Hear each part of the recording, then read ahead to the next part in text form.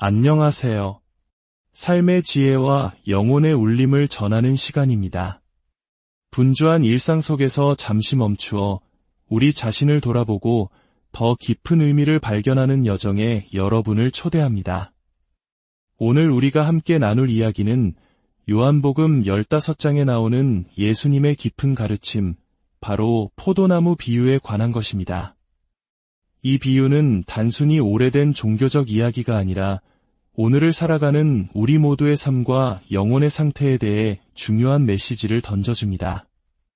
이 말씀이 여러분의 마음에 잔잔한 파동을 일으키고 새로운 깨달음의 빛이 되어주기를 소망합니다. 만약 이 시간이 여러분에게 의미 있게 다가온다면 구독과 좋아요를 통해 이 은혜를 더 많은 분들과 함께 나눠주시길 바랍니다. 여러분의 작은 동참이 지친 누군가에게는 따뜻한 위로와 희망의 씨앗이 될 수 있습니다. 이제 마음을 열고 함께 기도로 이 시간을 시작하겠습니다. 사랑의 하나님 아버지, 당신의 말씀과 임재에 감사드립니다. 오늘 이 시간 우리 가운데 성령으로 함께하여 주시옵소서. 우리가 당신을 더 깊이 사랑하고 예배하며 우리의 모든 사랑을 당신께 부어드릴 수 있도록 인도하여 주옵소서. 예수님의 이름으로 기도드립니다. 아멘. 주님, 당신은 태양보다 더 밝게 빛나십니다. 하늘에도 이 땅 그 어디에도 주님과 같은 분은 없습니다. 당신은 빛으로 옷 입으셨고 거룩함으로 단장하신 영원한 분이십니다. 세상의 다른 신들은 눈이 있어도 보지 못하고 귀가 있어도 듣지 못하지만 당신은 온 세상을 창조하셨고 지금도 우리를 바라보고 계십니다. 우리가 당신을 바라볼 때 당신은 태양보다 더 밝게 빛나십니다. 기다리는 자들을 위해 일하시는 당신과 같은 신을 누가 보았습니까? 당신은 우리를 사랑으로 선택하셨고 생명으로 부르셨습니다. 그러므로 우리는 당신 안에서 살고 움직이며 우리 자신을 발견합니다. 오늘 우리는 요한복음 15장의 말씀을 통해 열매 맺는 삶의 비밀과 그 반대의 비극적인 결과에 대해 깊이 묵상하고자 합니다. 이것은 때로는 우리 마음을 불편하게 만드는 주제일 수 있습니다.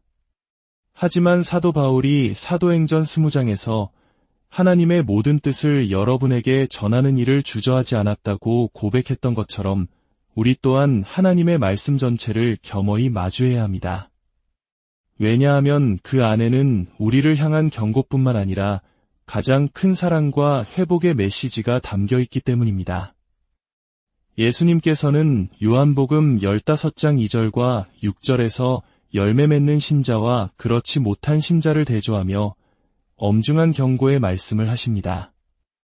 이 경고의 비극은 너무나 많은 신자들이 이 말씀을 가볍게 여기거나 외면함으로써 영적인 삶에서 엄청난 손실을 입게 된다는 점에 있습니다. 마지막 날 주님 앞에 섰을 때 후회하지 않도록 우리는 오늘 이 말씀을 마음 깊이 새겨야 합니다. 먼저 2절 말씀을 함께 보겠습니다. 내게 붙어 있어 열매를 맺지 아니하는 가지는 아버지께서 그것을 제거해 버리시고 무릇 열매를 맺는 가지는 더 열매를 맺게 하려 하여 그것을 깨끗하게 하시느니라. 그리고 6절은 이렇게 이어집니다. 사람이 내 안에 거하지 아니하면 가지처럼 밖에 버려져 마르나니 사람들이 그것을 모아다가 불에 던져 사르느니라. 예수님께서는 여기서 내게 붙어 있는 가지, 즉 내 안에 있는 가지에 대해 말씀하십니다. 이 표현은 예수님과의 생명적인 연결, 즉 거듭난 신자를 의미합니다. 하지만 이 가지들이 더 이상 열매를 맺지 못할 때 포도원 주인이신 하나님 아버지께서 그 가지를 제거해 버리신다고 말씀하십니다. 이것은 심판을 의미하는 매우 무서운 말씀입니다. 반면 열매를 맺는 가지는 아버지께서 깨끗하게 하셔서, 즉 가지치기를 하셔서 더 많은 열매, 그리고 항상 있는 열매를 맺게 하십니다. 이것이 바로 하나님께서 우리에게 원하시는 영광스러운 삶의 모습입니다. 우리 모두는 하나님의 은혜 안에서 이러한 삶을 살아갈 수 있는 가능성을 가지고 있습니다. 그렇다면 열매를 맺지 못하는 가지는 누구를 의미할까요? 어떤 이들은 이들이 처음부터 믿지 않았던 겉으로만 신자처럼 보였던 사람들이라고 주장합니다.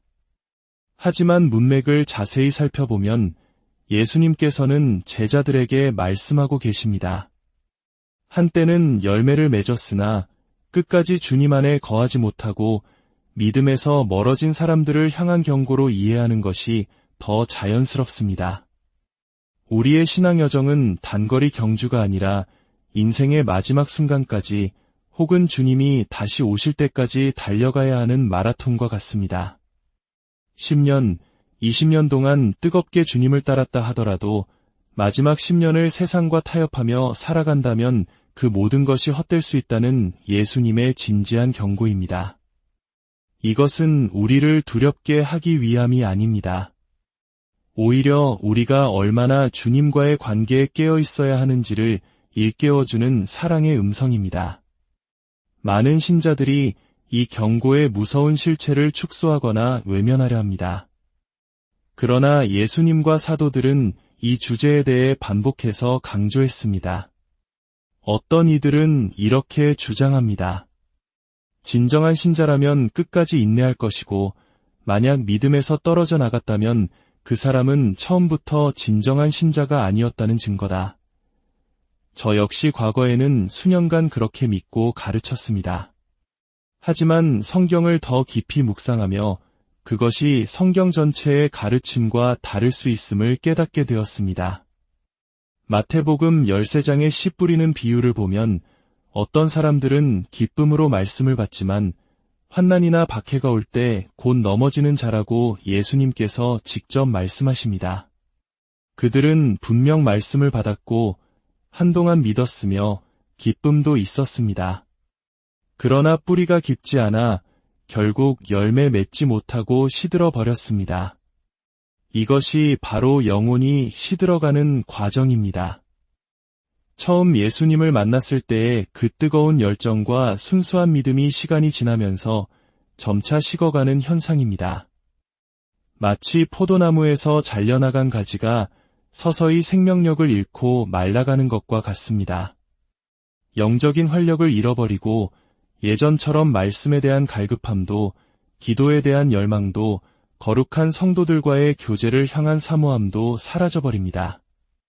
이러한 시들어감은 하루아침에 일어나지 않습니다. 몇 달 혹은 몇 년에 걸쳐 서서히 진행됩니다. 한국 사회의 많은 분들이 경험하는 번아웃 현상과도 비슷할지 모릅니다. 세상의 빠른 속도에 맞추어 살아가다 보면 우리 영혼의 속도를 잃어버리고 하나님과의 관계를 돌볼 시간을 놓치기 쉽습니다. 우리는 분주함 속에서 주님께 가끔 손을 흔들며 말합니다. 예수님, 사랑해요. 나중에 다시 올게요. 하지만 이런 삶이 몇 년이고 반복된다면 우리 영혼이 생명력을 유지하기는 어렵습니다.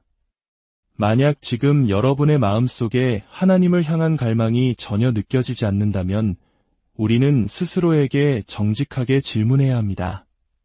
병원에서 환자의 식욕이 없는 것을 심각한 건강의 신호로 여기듯이 영적인 갈급함이 없는 것은 우리 영혼이 병들어 있다는 중요한 신호입니다. 어쩌면 어떤 분들은 이렇게 말할지도 모릅니다. 저는 한 번도 그런 뜨거운 갈망을 느껴본 적이 없는데요. 그렇다면 저는 조심스럽게 하지만 사랑으로 권면하고 싶습니다.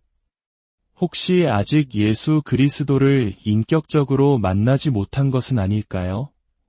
어릴 적 교회에서 했던 기도 한 번, 혹은 기독교 가정에서 자랐다는 사실만으로 우리의 구원이 보장되는 것은 아닙니다.